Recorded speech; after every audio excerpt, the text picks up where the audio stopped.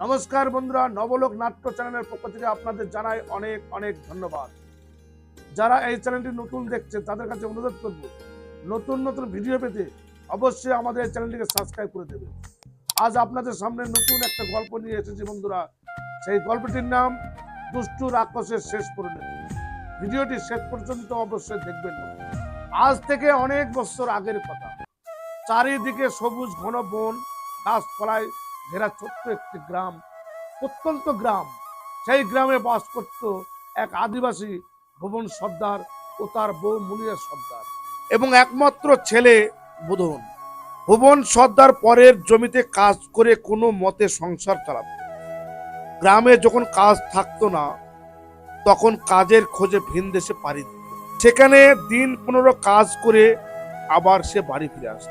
ছেলে বুধন গ্রামের স্কুলে পড়াশোনা করত, কিন্তু ওই গ্রাম থেকে প্রায় 50 মাইল দূরে থাকতো একটি রাক্ষস। একদিন রাক্ষসটি তার খাবার সন্ধান করতে করতে সেই গ্রামে এসে হাজির হলো। সেই গ্রামের একটি গোয়ালে ঢুকে একটি গরু নিয়ে সে চলে যায়, কিন্তু গ্রামের লোকজন অনেক খোঁজ খবর করেও কোনো খোঁজ পায় না। পরে একটি তেপান্তরের মাঠে গরুটির হাড়গোড় পড়ে আছে। তাই দেখে গ্রামের লোকজনের মধ্যে একটা চিন্তা হয়ে গেল যে কি এমন একটা জিনিস এসেছে যে গরুটাকে নিয়ে গিয়ে খাওয়া দাওয়া করে যে হাড়গোড় ফেলে রেখে গেছে। তাই গ্রামের লোকজন চারিদিকে সন্ধান লাগাতে লাগলো, অথচ কোনো সন্ধান পেল না। সেই গ্রাম থেকে প্রতি রাত্রে একটি করে পরিবারের ক্ষতি হতেই থাকে। রাক্ষস খুব আনন্দই আছে এবং রাক্ষসটি এই গ্রাম থেকে প্রতিদিন তার আহারের ব্যবস্থা হয়ে যায়। তাই সে গ্রামের একটু দূরে বড় জঙ্গলে সে আস্তানা নিয়েছে। গ্রামের লোকজন দিন দিন আতঙ্কিত হতে লাগলেন। আতঙ্কিত হওয়ার পর ছেলে মেয়ে গরু বাছুর থুয়ে কেউ আর মাঠে ঘাটে কাজে যেতে ভয় পেতে লাগলো। কি করি, এইভাবে আর কতদিন বসে তারা সংসার চালাবে? ঘরে যা মজুদ ছিল সব শেষ হয়ে গেল। তাই একদিন ভুবন সর্দার তার স্ত্রী মুনিয়াকে বলল, এইভাবে আর আমরা কতদিন চালাবো? তুমি এক কাজ করো, বাবুকে নিয়ে খুব সাবধানে থেকো। আমি দিন 15 মতো বাইরে খাটাখাটনি করে ফিরে আসি।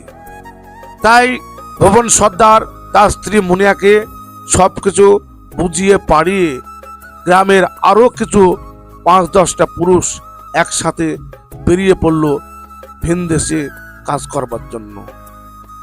এদিকে রাক্ষসটি এই আর 5-7টা পুরুষ বাইরে যাওয়া দেখে সে করলো কি, খুব আনন্দিত হলো যে এই বাড়িগুলো ফাঁকা থাকবে আর আমি অমনি ঢুকেই সেই বাড়ির লোকজনকে নিজের আহার বানাতে পারবো। তাই সে খুব আনন্দিত। ভুবন সর্দার সে অলরেডি সকালবেলায় চলে গেছে। ঠিক ঘন্টা 4-5 পর রাক্ষসটি ভুবনের রূপ ধরে চলে আসলো ভুবন সর্দারের বাড়িতে। ভুবনের স্ত্রী মুনিয়া সর্দার সে বলল, আগো তুমি তো গেলে এই ঘন্টা 4-5 হলো, আবার ফিরে আসলে যে? কি করব বলো, বাইরে মনে হয় কাজ টাজ হবে না। কাজ হবে না? না, তাই ফিরে আসলাম। তাছাড়া এই গ্রামে যে আতঙ্ক দেখে তোমাদের এখানে থুয়ে যেতে আমার মন চাইছে না, তাই আমি ফিরে আসলাম। যাক, সংসারে চাল ডাল না থাকলেও স্বামী কাছে থাকলে স্ত্রীদের খুব ভালো লাগে এবং মন খুব শক্ত থাকে। সেই মতো মুনিয়া দুটো ঘরে যা ছিল সেই মতো রান্না বান্না করে একসাথে খাওয়া দাওয়া করেছে। কিন্তু রাক্ষসটি চাল চলন মুনিয়ার মনের ভিতর একটা সন্দেহ সৃষ্টি করলো। মুনিয়া মনে মনে ভাবলো, এ আমার স্বামী হতে পারে না। এর আচার বিচার চাল চলন ভুবনের মতো নয়। এর হাত থেকে কিভাবে আমি নিজেকে বাঁচাবো, এইরকম চিন্তা ভাবনা করতে করতে সন্ধ্যা নেমে এলো। ঘুটঘুটি অন্ধকার রাত, যেদিকে তাকায় শুধুই অন্ধকার। রাক্ষসটি খুব আনন্দেই আছে, তো আর সহ্য করতে পারছে না কখন এদের আহার বানাবে। ভাবছে আর একটু ভারী রাত হোক, তারপর এদের দুজনকে আজ তৃপ্তি করে খাবো। এদিকে মুনিয়ার মন ছটফট করতে লাগলো। সন্ধ্যা পেরিয়ে রাত নেমে আসছে। এই মুহূর্তে বাড়ি থেকে বেরিয়ে যেতে না পারলে আজ আমার অনেক ক্ষতি হয়ে যাবে। তাই মুনিয়া রাক্ষসটিকে বলল, তুমি বাড়িতে বসো, বুধন আর আমি পাড়ার দোকান থেকে কিছু খাবার কিনে আনি, রাতে খাবে কি? রাক্ষসটি মুনিয়ার কথা কোনো প্রতিবাদ করলো না, কারণ যদি প্রতিবাদ করি তাহলে আমাকেও সন্দেহ করবে। বলল, তাড়াতাড়ি এসো। মুনিয়া বলল, আমি যাবো আর আসবো।